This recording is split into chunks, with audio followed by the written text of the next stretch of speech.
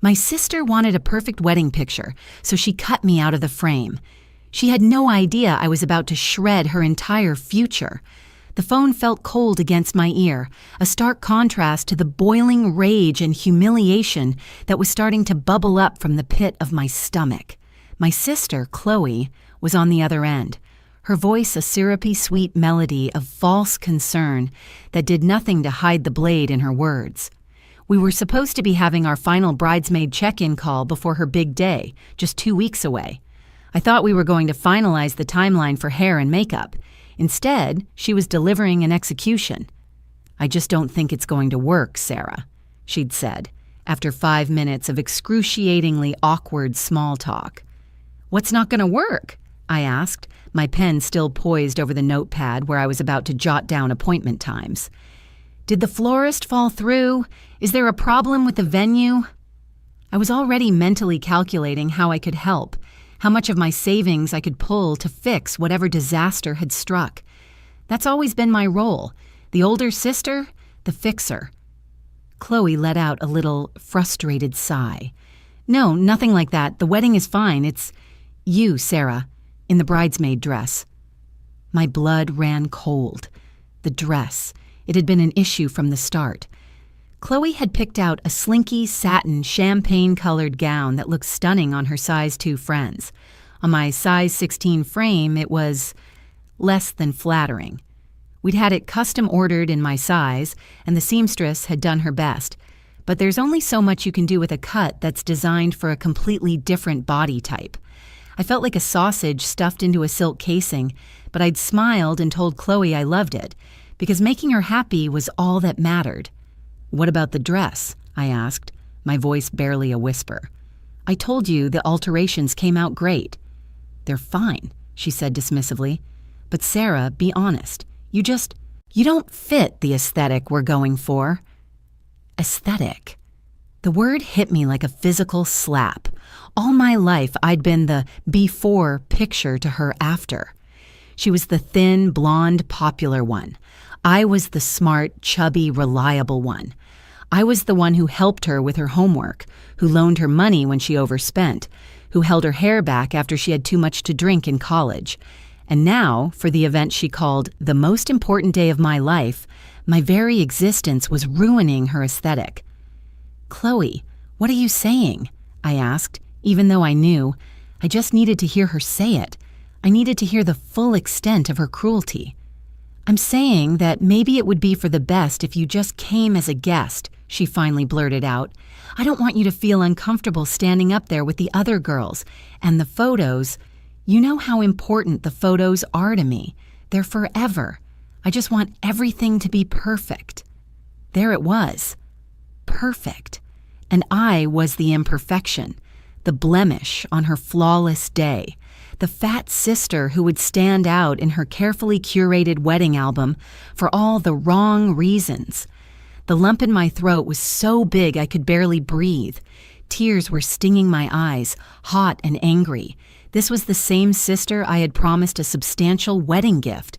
Our parents had helped as much as they could, but Chloe and her fiancé, Mark, wanted a fairy tale wedding that far exceeded their budget. They wanted the historic venue, the top-tier caterer, the famous photographer. I'd worked double shifts and saved aggressively for 2 years to be able to help them. I'd written them a check for $20,000. I hadn't given it to her yet. I was planning on putting it inside her wedding card as a huge, life-changing surprise. She knew I was giving them a generous gift, but she had no idea of the scale. She just knew I was good for it. I was always the reliable one, after all. "So you're kicking me out of your wedding party," I stated, my voice flat, devoid of the emotion that was churning inside me, "because I'm too fat." "Don't say it like that, Sarah," she whined, as if I were the one being unreasonable. "It's not like that. It's about the overall look of the wedding. It's my vision. You can still come. You'll have a great time. You just won't have to stand up at the front, that's all." She was uninviting me from being her maid of honor, a role I had dreamed of playing since we were little girls planning our imaginary weddings with Barbie dolls. All because my body wasn't picture perfect. The hurt was so profound, so deep, it felt like a physical wound. I thought about the check sitting in the top drawer of my desk, her name and marks written on it in my neatest cursive. $20,000, a down payment on a house, a nest egg to start their new life, a gift from her fat sister. "I understand," I said, my voice eerily calm. The storm inside me had suddenly stilled, replaced by a strange, cold clarity. "Oh, good, I knew you would," Chloe chirped, relieved that she had avoided a major confrontation. "You're the best sister ever, Sarah. I'll see you in 2 weeks. We'll have so much fun." I didn't say goodbye. I just pressed the end call button on my phone and let it drop onto the table. For a long moment, I just sat there, the silence of my apartment roaring in my ears. The tears I'd been holding back finally fell, silent tracks of betrayal down my cheeks. My grief began to curdle, hardening into something cold and sharp. I stood up, walked over to my desk, and pulled open the top drawer. There it was, the checkbook. I pulled out the crisp, blue piece of paper I had so lovingly filled out just last night. I stared at the number, $20,000. I thought about Chloe's perfect aesthetic, her perfect photos, her perfect day. She wanted a wedding without me in it, and I was about to make sure she got exactly what she paid for. My hands didn't even shake as I picked up the heavy-duty paper shredder from the corner of my home office. It whirred to life with a hungry growl, and I fed the check into its merciless teeth. The sound of the paper tearing into 1,000 tiny, unrecoverable pieces was the most satisfying thing I had heard all day. It was a funeral dirge for the sister I thought I had, and a battle cry for the woman I was becoming in that very moment. $20,000 gone. Not from my account, but from her future. The money was safe, tucked away, waiting for a purpose that was worthy of the sacrifices I had made to earn it. Chloe's perfect aesthetic was not that purpose. My first instinct was to call my parents, to unleash the torrent of righteous anger and hurt that was threatening to drown me. But I stopped myself. I knew exactly how that would go. My mother, the eternal peacekeeper, would say, "Oh, honey, you know she doesn't mean it. She's just stressed." My father would sigh and tell me to be the bigger person. They had always enabled Chloe's behavior, chalking up her selfishness to her being the baby of the family. They would pressure me to forgive and forget, to smooth things over for the sake of family harmony. But the thing about being the bigger person is that you're always the one who has to shrink yourself to make room for everyone else's comfort. I was done shrinking. Instead of calling them, I sent Chloe a single breezy text message. "No worries at all. Totally understand wanting your day to be perfect. Happy to just relax and celebrate with you as a guest. See you there, XOXO." The XOXO was a touch of pure, unadulterated venom disguised as affection. I knew it would drive her crazy. She was expecting a tearful phone call, a fight, begging, something she could control. My placid acceptance would be a wrench in the gears of her drama machine. Let her wonder. Let her sweat. The next 2 weeks were a blur of polite deflections. My phone buzzed constantly. First, it was the other bridesmaids, a chorus of confused texts. "Hey, Chloe said you're not in the wedding party anymore. Is everything okay?" I gave them all a bland, non-committal response. Decided it was best for me to just enjoy the day as a guest. Can't wait to see you all. Then came the inevitable call from my mother. "Sarah, honey, Chloe told me what happened," she began, her voice dripping with practiced sympathy. "She feels just terrible about it. You know how she gets when she's stressed. She says you took it so well, but she's worried you're secretly upset." "I'm not secretly upset, Mom. I'm fine," I said, my voice as smooth as glass. "Chloe made a decision about her wedding, and I respect that. It's her day.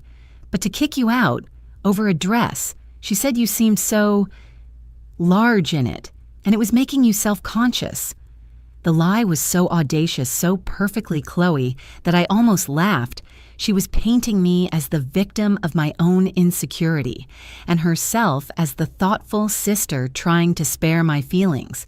It was brilliant in a twisted, sociopathic way. "Well then, she did me a favor," I replied, keeping my tone light. Now I don't have to worry about a thing. I'm just looking forward to the party."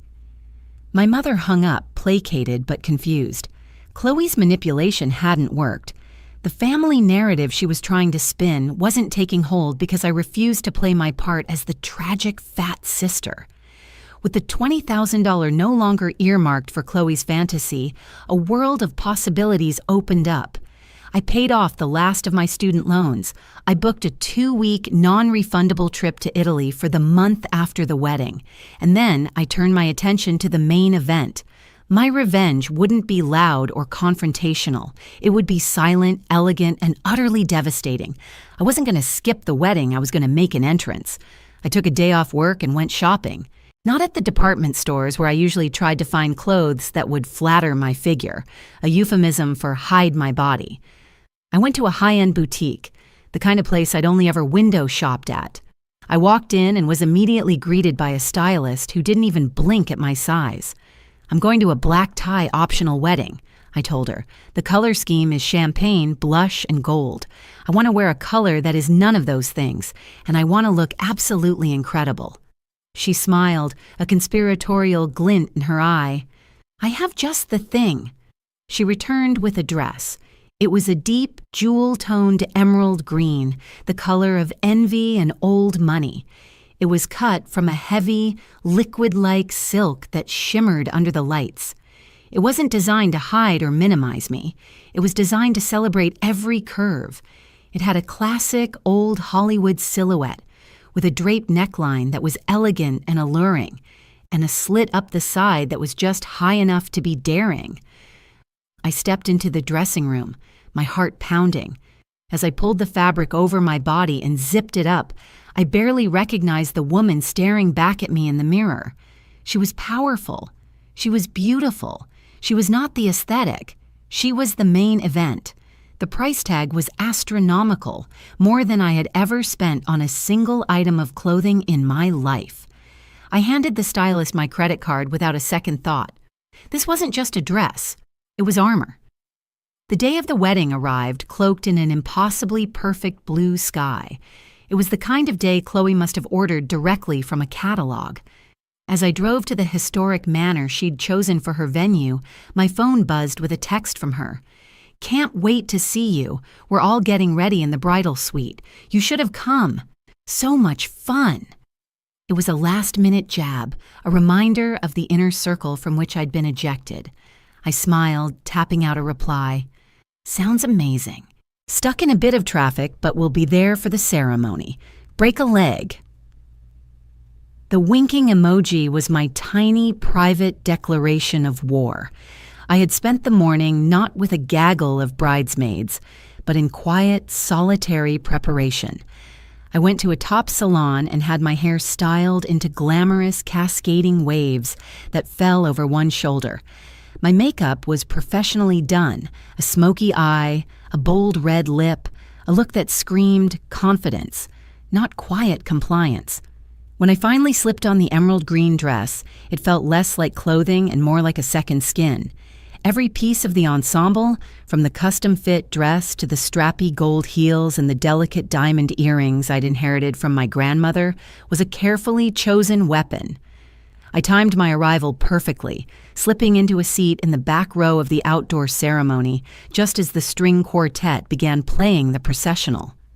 The grounds were breathtaking, with roses climbing the old stone walls and a gentle breeze rustling the leaves.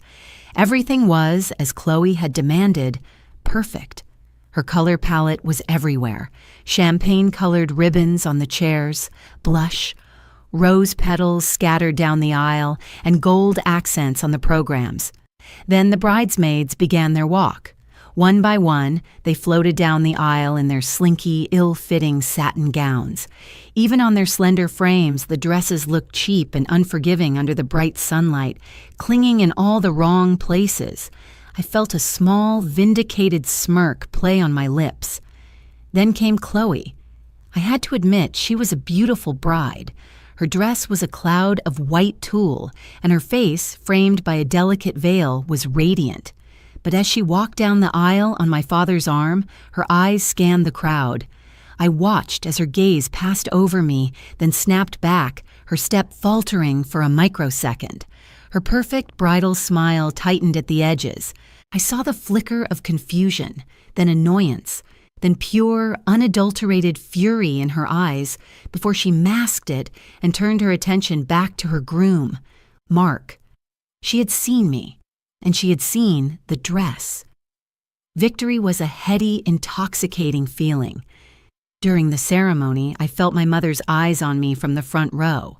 She kept twisting in her seat to shoot me looks that were a mixture of shock and disapproval. I simply smiled serenely back at her, a polite guest enjoying the nuptials. I knew the family tribunal would convene later, but for now, this was my moment. The reception was held in the Manor's grand ballroom. As the guests filtered in to find their seats, I deliberately hung back, waiting for the bride and groom to be announced. My table was in the back near the kitchens, a subtle but clear placement on the social hierarchy of the evening. When the DJ finally announced Mr. and Mrs. Mark and Chloe Collins, the room erupted in applause. Chloe glided in, beaming, but her eyes were already scanning the room for me. I made my move. As she and Mark made their way to the dance floor for their first dance, I began to walk toward the gift table at the front of the room. My path took me directly across the edge of the dance floor, putting me in Chloe's line of sight. I moved with a slow, deliberate confidence I hadn't known I possessed. The emerald silk of my dress swirled around my ankles, catching the light of the chandeliers. I could feel the eyes of the room turning toward me. Guests who knew me did double takes. Guests who didn't simply saw a striking woman in a stunning dress. As I passed the dance floor, Chloe's eyes locked onto mine. She was mid-twirl with Mark, a saccharine love song swelling around them. Her smile was gone, replaced by a look of sheer disbelief and rage. She missed a step, stumbling slightly against her new husband. It was a tiny mistake, one that most people probably missed, but I saw it, and I knew she knew that I saw it. I reached the gift table, placed my tastefully wrapped and significantly less expensive gift on the pile, and then turned to walk back to my seat, my work done. I had officially ruined her aesthetic. The rest of the dinner was a tense affair. I could feel the waves of fury radiating from the head table. Chloe kept whispering furiously to Mark, her mother, and anyone else who would listen, all while shooting daggers in my direction.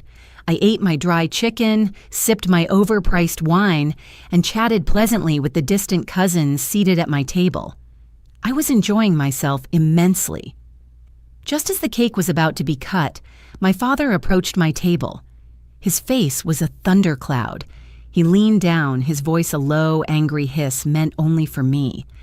"What in God's name do you think you're doing, Sarah? You've had your little bit of fun, you made your point. Now it's time for you to leave. Chloe is hysterical." I looked up at him, my expression one of pure innocence. "Leave? Dad, I'm a guest. I was invited. Why would I leave before the cake?" "You know why," he seethed. "You did this on purpose to upset your sister on her wedding day. This is a tantrum, and it ends now. You will go over to that table, apologize to your sister and Mark, and then you will quietly exit through the back." I felt that old, familiar pressure to shrink, to apologize, to make myself smaller to soothe someone else's ego. But the woman in the emerald dress wasn't shrinking for anyone. I placed my napkin on the table and stood up, my 5'9" frame in heels, making me slightly taller than him. I looked him directly in the eye, my voice as cold and clear as ice. "No," I said simply. "I don't think I will. In fact, I believe the best man is about to give his toast. I wouldn't want to miss it." And with that, I turned my back on my stunned father and walked toward the head table, not to apologize, but to get a better view. My father stood there, momentarily speechless, a statue of impotent fury. He was so accustomed to my compliance, to me being the easy, agreeable daughter, that my simple 2-letter refusal had short-circuited his brain. I didn't give him time to recover. I glided past him, my emerald dress a silent, shimmering rebuke, and found an empty chair at a table of Mark's college friends, who seemed more interested in the open bar than the family drama. They barely registered my presence, which was perfect. I had a front row seat. The best man, a nervous guy named Kevin, tapped the microphone. "Testing, 1, 2. The feedback screeched and he winced.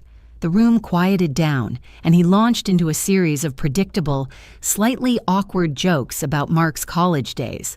I watched Chloe, who was forcing a smile so wide and brittle it looked like it might crack her face in two. Her eyes, however, were not on the best man. They were locked on me, blazing with a hatred so pure it was almost impressive. Mark, oblivious, was laughing at Kevin's speech, occasionally patting his new wife's hand. He clearly hadn't been fully briefed on the sartorial crime of the century that had just been committed. After the best man's toast, it was the maid of honor's turn. The new maid of honor, a girl named Jessica, who'd been promoted from bridesmaid, stepped up to the mic. She was one of the size 2 girls swimming in her champagne satin. Her speech was a gushing, vapid tribute to Chloe's beauty, her impeccable taste, and what an amazing friend she was. At one point, she said, "Chloe just has this incredible vision for everything. When she gets an idea in her head of how something should be, she makes it happen. Everything has to be perfect, and as you can see tonight," she gestured around the glittering ballroom, "it is." A few people clapped politely. I took a slow, deliberate sip of my champagne, my eyes meeting Chloe's over the rim of the glass. Her jaw was clenched so tight I was surprised her teeth didn't shatter. The irony was so thick you could have frosted a wedding cake with it. The toasts concluded, and the DJ cranked up the music, urging everyone to the dance floor. This was the part of the evening I had been dreading and anticipating in equal measure. I knew I couldn't just sit in the corner all night. That would look like I was sulking. It would give them the satisfaction of thinking they had won, that they had successfully ostracized me. So when one of Mark's tipsy groomsmen asked me to dance, I smiled and accepted. On the dance floor, I was a magnet for whispers. I could feel the questioning glances and hear the snippets of conversation as I twirled past clusters of guests. "Isn't that her sister? Heard there was some drama. God, that dress." I ignored it all, laughing and dancing as if I didn't have a care in the world. I was a living, breathing embodiment of the phrase unbothered, and I knew it was driving Chloe insane. Finally, my mother cornered me near the bar. Her face was a mask of strained disappointment. "Sarah, we need to talk," she said, pulling me toward a secluded alcove. "There's nothing to talk about, Mom," I said, my voice still light and breezy. "Don't you dare take that tone with me," she hissed, her composure finally cracking. "Do you have any idea what you've done? Your sister is in the bridal suite sobbing her eyes out. You've ruined her wedding night." "I'm pretty sure I haven't," I said calmly. "I've been a perfectly polite guest. I've danced, I've mingled, I've eaten the mediocre salmon. What exactly did I do to ruin her night? Wear a dress she didn't approve of? You know it's more than that. You did this to hurt her. It was a selfish, vindictive display, and I am ashamed of you. After everything we've done for you, after Chloe was gracious enough to still want you here at all." That was it. The dam of my composure broke. Gracious? I let out a short, sharp laugh that was devoid of any humor. She was gracious? Mom, she kicked me out of her wedding for being fat. She called me an aesthetic liability. She told me my body was an imperfection on her perfect day, and you want me to thank her for her grace? My mother actually flinched. "She was stressed," she stammered, falling back on the family's favorite excuse. "She didn't mean it like that." "Yes, she did," I said, my voice dropping to a low, dangerous level. "She meant every single word. And what's worse is that you and Dad have let her get away with this kind of behavior her entire life. You've always protected her, excused her, and told me to be the bigger person. Well, I'm done. I am the bigger person in every sense of the word, and I am done apologizing for it." Tears of frustration welled in my mother's eyes. "Family is supposed to support each other, Sarah, no matter what. Was Chloe supporting me when she humiliated me? Were you supporting me when you called to tell me she felt terrible, but still expected me to just roll over and accept it? No. You only demand support when it flows in Chloe's direction. It's a one-way street and I'm exiting. Just then, an enraged Mark appeared in the alcove. His face was red, his tuxedo jacket askew. He had clearly been drinking. "There you are," he snarled, pointing a finger at my face. "You've got a lot of nerve." "Excuse me?" I asked, arching an eyebrow. "You heard me. You show up here looking like that, deliberately trying to upstage my wife on her wedding day. What is wrong with you?" "Mark, I think you should calm down," my mother said weakly, trying to intervene. He ignored her. "Chloe told me what you did," he continued, his voice getting louder. "She told me how you refused to lose weight for the wedding, how you threw a fit about the dress, and now this stunt. It's pathetic. You're just jealous." The accusation was so ridiculous, so completely fabricated, that I just stared at him. This was the narrative Chloe had spun, a masterpiece of lies and projection. She had painted me as the bitter, jealous, fat sister who had deliberately sabotaged her wedding from the start. "You have no idea what you're talking about," I said, my voice cold. "Oh, I think I do," he sneered. "And let me tell you something else. Chloe mentioned you were planning on giving us a generous wedding gift. After this little performance, I think it's safe to say we won't be holding our breath. We don't need anything from you anyway." He puffed out his chest, full of drunken bravado. "We're fine without your charity." A slow, cold smile spread across my face. It was a genuine smile this time, filled with the purest, most exquisite schadenfreude I had ever felt. He had just walked directly into my trap. He had opened the one door I was praying he would open. "Charity," I repeated, my voice dangerously sweet. "Oh, Mark." It was so much more than that. I reached into my small, elegant clutch and pulled out my phone.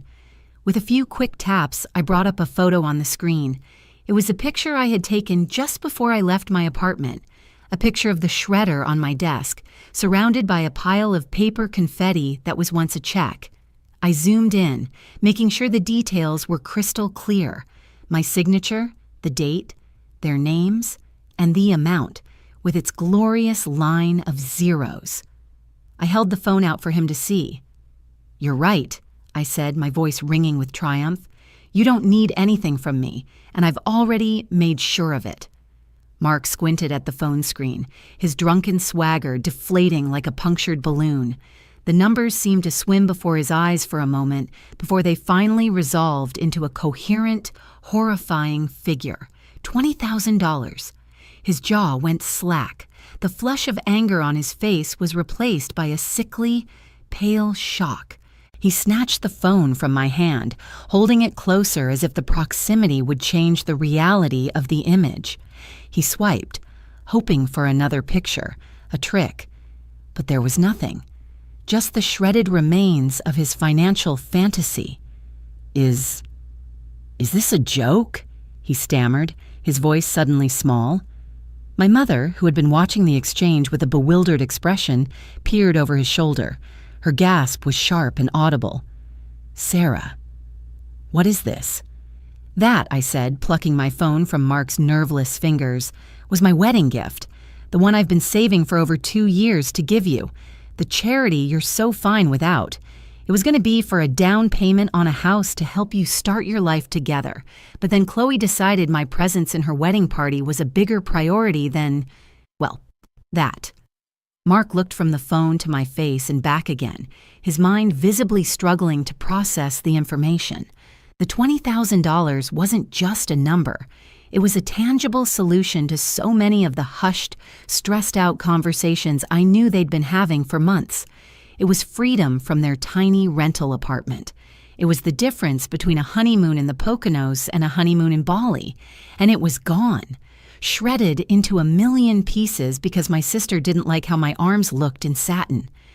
You canceled it?" he whispered, the full weight of the consequence finally landing on him. "Because of the dress?" "No, Mark," I said, my voice patient as if explaining something to a child. "I canceled it because my sister, your wife, decided that my body was an embarrassment to her.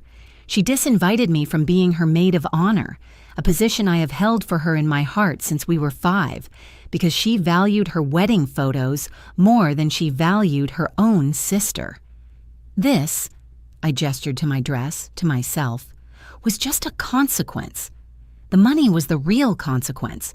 You just didn't know it until now." At that moment, as if summoned by the sheer force of her own drama, Chloe appeared. Her eyes were puffy and red from crying, but the sight of her new husband staring at me with a look of horrified awe sent a fresh wave of fury across her face. "What is going on?" she demanded, marching over to us. "Mark, why are you even talking to her?" Mark didn't answer. He just slowly turned to face her, his expression a strange cocktail of anger and utter betrayal. "The gift, Chloe," he said, his voice hollow. "Her gift. It was $20,000. Chloe froze. She stared at him, then at me, then at my mother, who looked like she was about to faint. What are you talking about?" "She shredded the check, Chloe," he finally yelled, his voice echoing in the alcove and drawing the attention of nearby guests. $20 grand, gone, because you couldn't handle her wearing a stupid dress." The color drained from Chloe's face. For the first time all night, maybe for the first time in her life, she was rendered completely speechless. Her mouth opened and closed, but no sound came out. The perfect wedding, the perfect aesthetic, all of it suddenly seemed trivial in the face of such a catastrophic financial loss. Her carefully constructed world of champagne and blush had just been violently shattered by a reality she couldn't manipulate or excuse away. I looked at the three of them. My stunned sister, my aghast brother-in-law, my devastated mother, and felt nothing but a profound sense of peace. The anger had burned itself out, leaving behind a calm, quiet certainty. I had done the right thing. "Well," I said, smoothing down the front of my dress, "I believe I have overstayed my welcome. Thank you for the invitation. It has been a truly unforgettable evening." I turned and walked away, not looking back. I didn't need to. I could feel their eyes on me, their silent, fractured tableau a fitting final photograph for the wedding album. I walked through the ballroom with my head held high, the emerald silk whispering around me. A few people stared, but I didn't care. I felt free. As I reached the grand exit, my father blocked my path one last time. "Sarah, wait," he pleaded, his earlier anger gone, replaced by desperation. "We can fix this. Just talk to them." I looked at my father, the man who had always told me to be the bigger person, and I finally understood. Being the bigger person didn't mean absorbing everyone else's cruelty. It meant having the strength to walk away from it. "There's nothing to fix, Dad," I said, and my voice was gentle, not with forgiveness, but with finality. "Some things, once they're broken, can't be put back together, and some things, once they're shredded, are gone for good." I walked out of the manor and into the cool night air, leaving the wreckage of Chloe's perfect wedding behind me. I didn't go straight home. I drove to a 24-hour diner, sat in a booth, and ordered a slice of apple pie. As I ate, I pulled out my phone and looked at the confirmation email for my trip to Italy. Rome, Florence, the Amalfi Coast. 2 weeks of pasta, wine, and art, all paid for by the Aesthetic Fund. My phone started buzzing, a relentless stream of calls and texts from my family. I silenced it and put it away. For years I had bent myself into shapes that were pleasing to them, shrinking myself to fit into the little box they had built for me. But now I was done. I was taking up space. I was wearing the green dress. I was eating the pie. And in a few weeks, I would be standing in front of the Colosseum, my face turned toward the sun, finally free. They wanted a perfect picture, and in the end, I was the only one who got it.